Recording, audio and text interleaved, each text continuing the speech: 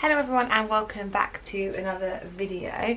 For today's video I thought I would film my labour and delivery story, which is just really crazy because I said that I would introduce the baby to you in this video. I didn't write notes down for labour and delivery, so this is going to be a little bit all over the place because I can't really remember much. I didn't end up filming really anything because it just was crazy, and yeah, things didn't go quite as planned, but not in a bad way, and the baby's here and we're all good and healthy and everything like that, so nothing too dramatic happened. But yeah, it was an experience, an amazing experience, but an experience. So on the 5th was my due date, and baby girl did not make an appearance on the 5th of September. I had an appointment with my midwife. I think I had a bit, hang on, I'll tell you. Yes, I had a midwife appointment on the 11th, so I was just one day before. So baby was due on the 5th of September. I had a midwife appointment on the 11th of September, which I was 6 days overdue then, and I was offered a sweep, but she said, bless you. But she did say it doesn't necessarily work for all women, and especially if it's your first baby. For some women, if it's their second baby, it just kind of reminds the cervix what to do. For me, I didn't really want to have a sweep unless I really needed it, because I'd heard horror stories about sweeps and how horrible they were going to be. So I said to her, I didn't want to do a sweep this time, but if it got to, I think I had another appointment booked on the Tuesday the 17th with the midwife. Did I have it booked on that day? Yeah, I did. No. Yes. Which I did not go to, but that makes sense. So on the 11th I had my appointment, didn't get a sweep, but I said to her, if maybe we go another week and she's not here, then we'll try a sweep. So on Tuesday the 17th I had another appointment booked to get a sweep and just to see how things were going, and to discuss or to send off paperwork for induction. So what would have happened would have been on the 18th, I think our paperwork was going to go to the hospital, and that would have been my just before 42 weeks, and then I would have got a call either on the 18th or the 19th to be induced. So I was really just miserable and very frustrated throughout the last few weeks of pregnancy at least. So after the due date, it's just so hard every day thinking like, is this it? Also, I didn't know what labour felt like. I'd never been through labour before. So the 11th was a Wednesday, and I started having a few cramps, but I couldn't really tell whether it was just like uncomfortableness from having a really heavy baby in my tummy, or fully grown baby in my tummy, or if it was like the beginning of labour, because I'd never been through labour before, so how would I know? So I kind of just like left things, and then I was so frustrated. On the Friday, so the 13th, I bought on Amazon Prime, I ordered myself like one of those exercise balls, which turned off on the Saturday. I was at home all day with my other half and was just determined to get this baby out of me. I was so fed up of being pregnant. I was uncomfortable. I was just crying all the time, basically, because I just wanted to not be pregnant anymore. I was just ready. I was done. Baby was cooked. So on that Saturday evening, I was bouncing on the ball and we were watching TV, and I thought I heard a little tiny pop. And then we finished watching whatever it was we were watching on TV, and I just said to my husband, I just need to go for a wee quick. And I sat on the toilet having a wee, and then it continued to wee, and I wasn't really putting any effort into it happening, and it wasn't like a gush, but there was just like, it just kept coming out, and I thought, this is definitely not just a wee.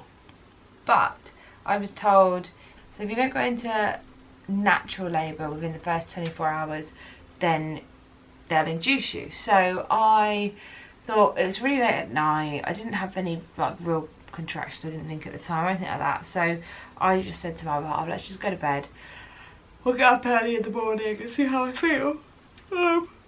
So that Sunday on the 15th, we got up, and it was a bit more of a gush. It was still going, and I remember I stood at one point to try and find something, and it started trickling down my leg, and I just thought, I'm not peeing myself, I'm definitely not.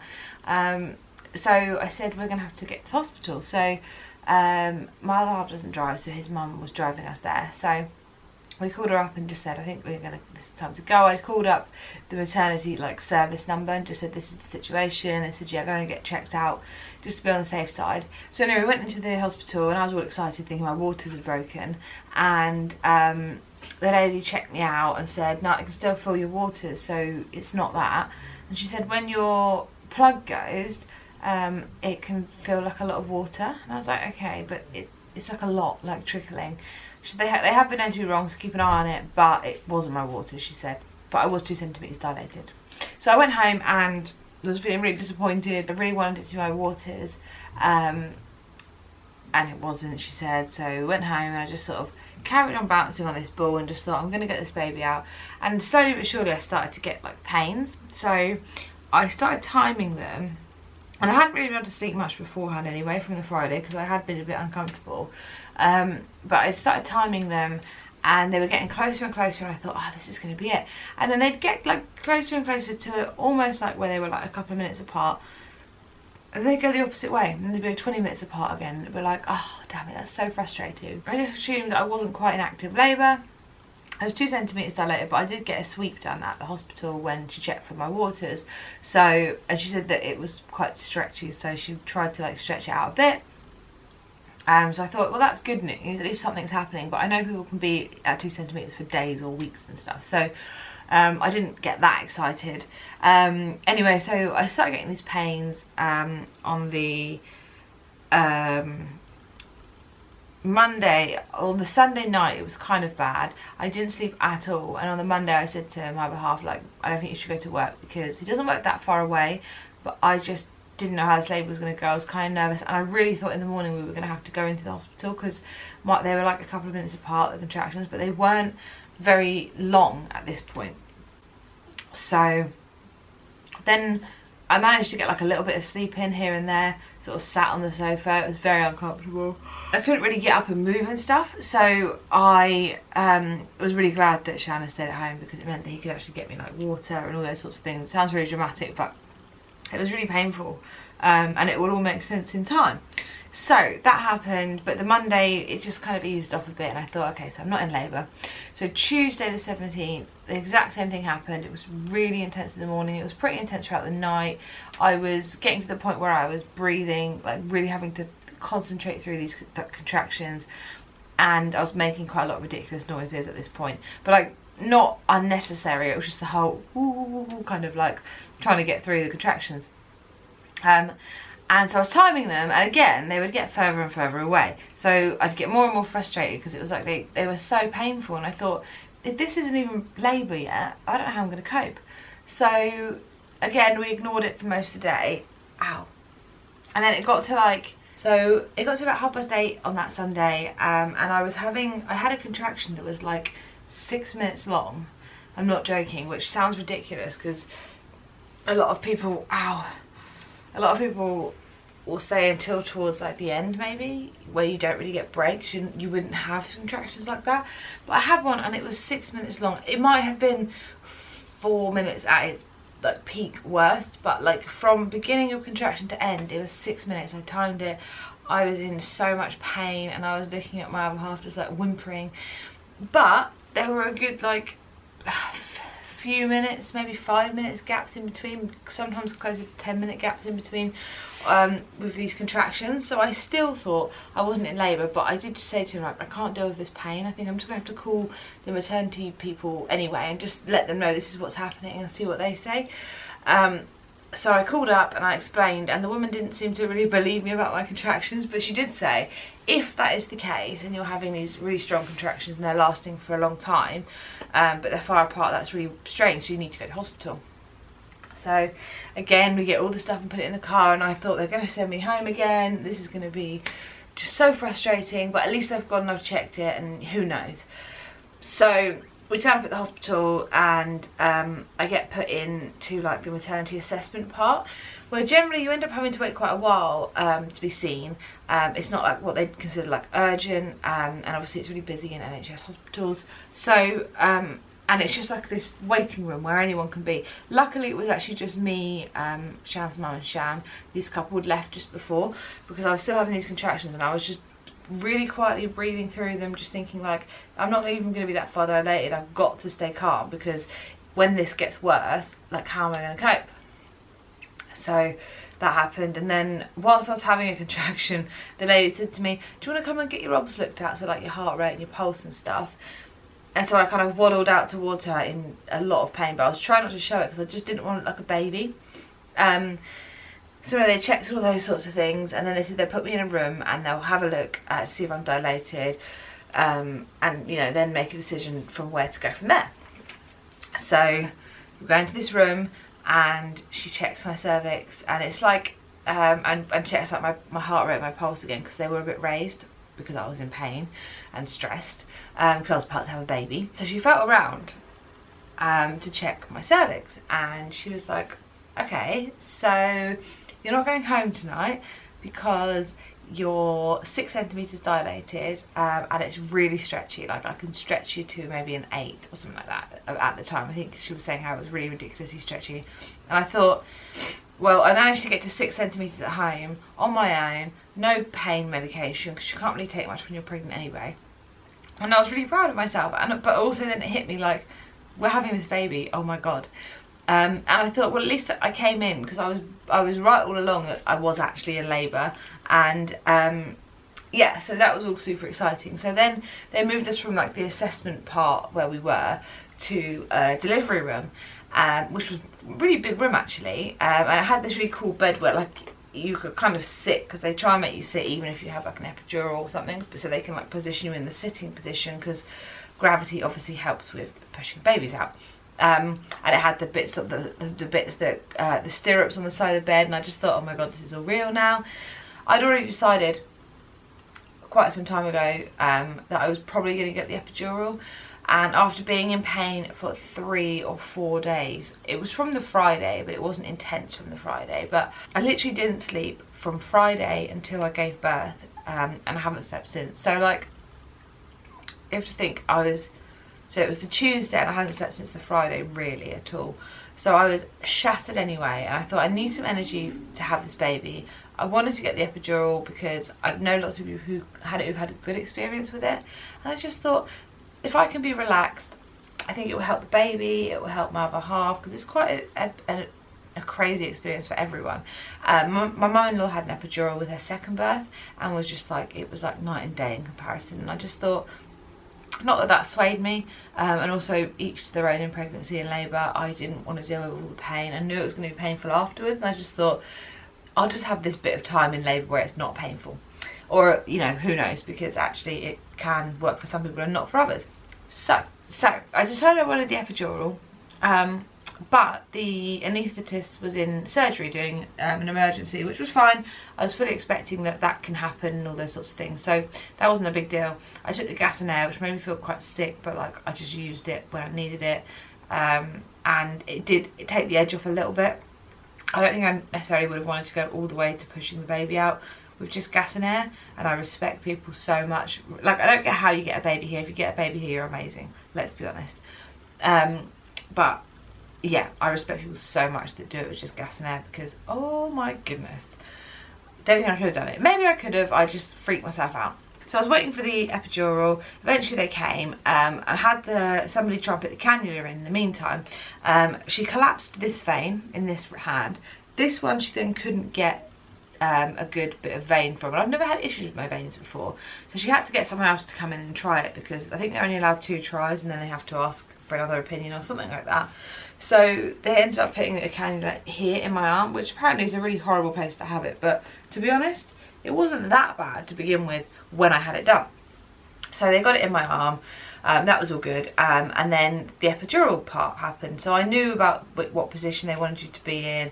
I kind of knew about the procedure of it because I've watched many things online, and I tried to be quite clued up on those things, because especially in labour you might not be thinking right, so it's good to have like yourself clued up on everything beforehand, or as much as you can. So anyway, the lady goes to put the epidural in. It really hurt the first time round, because like the numbing stuff hadn't quite kicked in and all those sorts of things, and it's an uncomfortable procedure, but worth it in my mind, for me. So she tried to put the epidural in, and the tube that the epidural, like the medicine goes through, wasn't flushing, and there was just blood coming out, so they put it in essentially in the wrong spot. She wasn't happy with that, so she had to take it out and do it again. So not only did I have to have a cannula 3 times, I had an epidural twice basically. But the second time wasn't really that bad because I couldn't really feel much anyway. So the epidural got to work, and it worked really well. Like, they kept telling me it worked really well. They give you the button to push if you need to get an extra bit of pain relief. And there were a couple of occasions where I could feel it down one leg a little bit, and that was more that I needed to move position. And also I was just being, I was a bit cheeky, and I thought, well, if I'm trying the epidural, I'm going to push the button once because I'm allowed to. So I pushed the button, and it took the edge off a little bit more on some of the like more intense contractions, but it took off so much I couldn't feel anything like towards the end, and it was a really weird feeling, but for me so worth it. I had a nap, so I got the epidural at like 1 o'clock in the morning. My husband and his mum were like sleeping in different areas in the room, and I thought, I'm going to try and have a sleep as well because I'm going to need this energy when I push the baby out. So had a nap, and because I was 6 centimetres when I went in and I was really stretchy, they thought, you know, I might progress relatively well. So checked me at about 3 in the morning, I think, something like that. And I hadn't progressed at all at that point, and they were a little bit worried about the baby's heart rate. So they put me on some oxytocin to bring on the, it's basically like inducing you, so it brings on the contractions more, because the whole time throughout my labour I was having these really weird contractions where they were really far apart but really long and really intense when they were there, which isn't really that normal, but it was working for my body, and that it was dilating me somewhat at least. So I got to 6 centimetres like it. So anyway, so when they checked me and I hadn't progressed, they put me on some oxytocin, but the baby was really unhappy with that, so her heart rate started dropping a little bit. So the lady was a bit concerned, and she was about to push the emergency button, I think. Oh no, it wasn't at this point. She was a little concerned, but she kept an eye on it, and it was sort of okay. Anyway, throughout one of the examinations that I'd had, it might have been right, actually the very first one, I think I've forgotten something here. When I had my very first exam, when I went in, she said I was 6 centimetres. She, I think, told me then that my waters had gone. And then they asked me when I was in the delivery room, like, when my waters had gone, and I said I don't know, because I thought they went on that Saturday, but the lady told me they hadn't. So they could have gone any time between Saturday and Tuesday, which obviously for a baby isn't good because they've got no fluid to surround them and like protect them and make them safe and stuff. So they were a little bit concerned about that, because there was no way of telling how long she'd been without waters basically for. So that also didn't help with her heart rate. So it was kind of like getting to a point where they were thinking, oh, we do need to kind of push things on a little bit because the baby needs to come out. She's not that happy. So I had a couple of people come and examine me at probably closest to like 6 in the morning on the 18th. Couldn't feel a thing, by the way, and they go in, like, I could feel like the pressure of people examining, but I couldn't feel any of the pain. Oh, had I have not had that epidural, I don't think I would have been able to cope with the amount of like manhandling that goes on. Like, I think they forget that you're a person when they're trying to get a baby out, which is fine because the most important thing is the baby's healthy and comes out okay. So the guy checked me and said that the head was, I can't remember what he said the word was, but basically the head was the wrong way around and she wasn't turning in the birth canal. They could feel her head, she was really low down, but she wasn't really turning, and ideally you want them to come out and their heads to turn. So they started trying to get me to like rock on the bed. Well, with an epidural that's quite a challenge, but I managed it. But again, the baby's heart rate started dropping because she didn't like being rocked, I guess. At that point she was getting a bit distressed about the whole situation. I was quite calm for all this, and I think again the epidural really helped this because I was really relaxed because I wasn't in pain, and I just thought, I trust these people, I know they're going to do the best and what's right as far as they can. So when the heart rate started dropping again, the lady, my midwife that was looking after me like primarily, was saying she was going to push the emergency button, and then she didn't, and so that was good. So I kind of almost panicked, but I didn't. And then this was at like 6:30 in the morning. They checked me at 7, and from 3, when I wasn't really dilated anymore, by the time they put the oxytocin in and all that, in like a few hours I'd gone to a 10 and like ready to go kind of thing. But when you have a labour like mine was, and especially with an epidural, they try and wait an hour before you start pushing. I don't know all the ins and outs of exactly why, but basically they wanted me to have an hour before I started pushing, because I didn't have the urge to push, I guess. It's a more kind of natural way, plus they needed to try and get the baby to turn, so they thought give an hour. So they were saying at 8 o'clock in the morning I would start pushing, which was like, it's kind of crazy and exciting. So I was kind of watching the clock, but also thinking try and get a little bit more sleep in. 8 o'clock in the hospital that I was at was when they did handovers. So the lovely lady I'd had all night was going home, and I had another lady who said that she was sort of the mean one of the people, so she was going to sort of really get me going with the pushing. So we did a couple of practice pushes, and everyone was saying that I was pushing really well. I couldn't feel anything, so I was trying to push into my bum, and everyone says like you do the biggest push of your life. I couldn't feel it. And then yeah, all of a sudden the button got pushed, I think, and quite a few people sort of appeared in the room, including, I don't really know what her title was, but she was like someone quite high up in terms of like, I don't know, the midwifery area, or she was, I don't know who she was, but I can't remember the name. If I can think of it when I edit this, I'll put it below. But basically somebody who was really good at, I don't know what her name was. She was slightly more senior anyway. So she came in too, and everyone started to panic because the baby's heart rate was dropping again.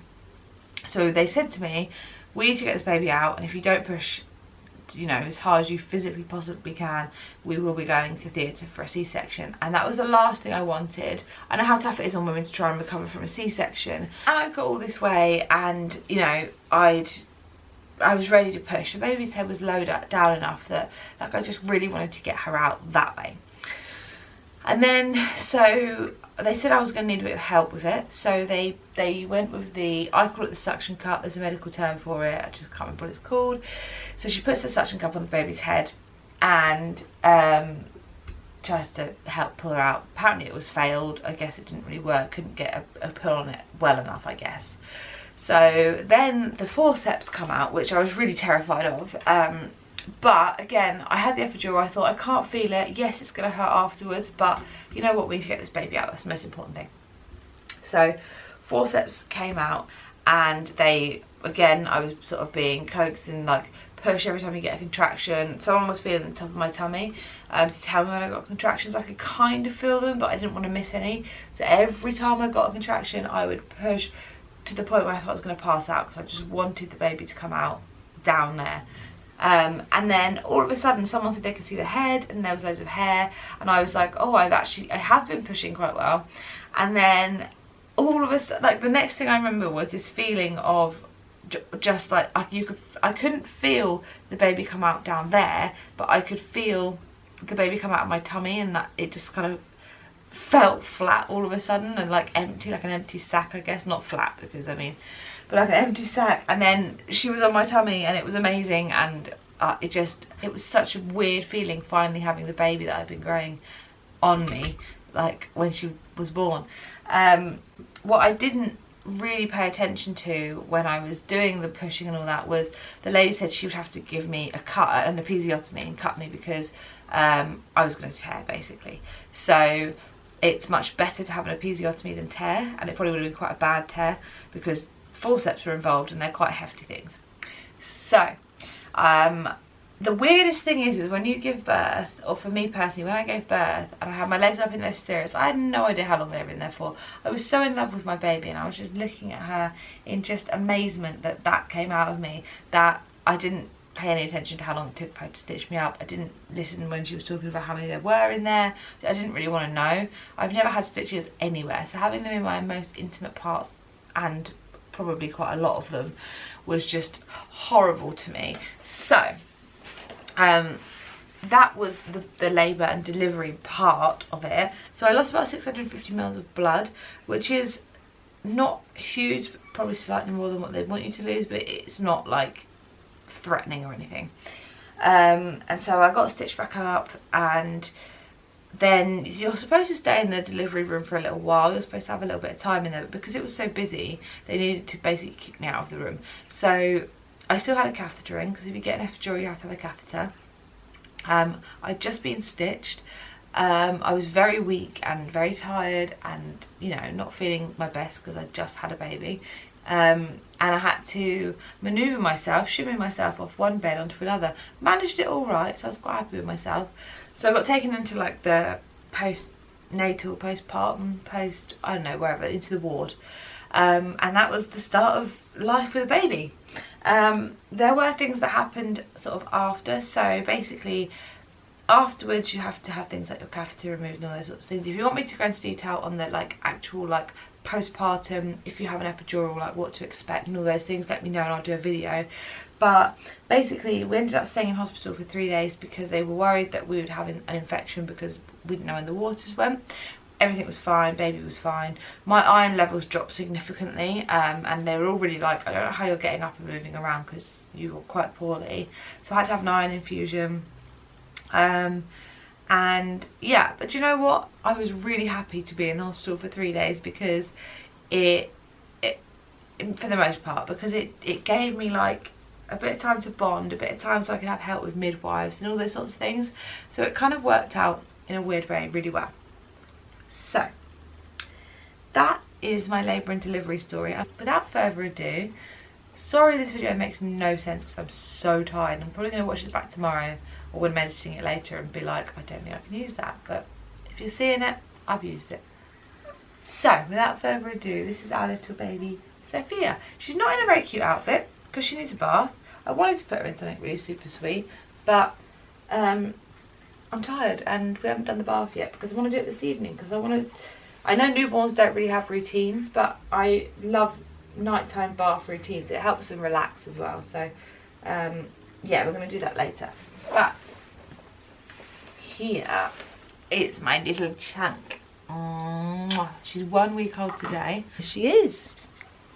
Oh, say hello. She's a bit grumpy because she's literally just woken up, but yeah, this is my little tiny baby Sophia. Oh yeah, probably you should know as well, she was born at 9:22 in the morning, weighing £7.11½, and just perfect. And she's already back up to her birth weight, probably surpassed her birth weight, but she is just amazing and I love her, and it's just such a cool and surreal experience knowing that we made a baby and like she's here. It's hard, it's very hard, but you know, really really good too. So yeah, I'm gonna go and feed her before all hell breaks loose. Bye. Goodbye.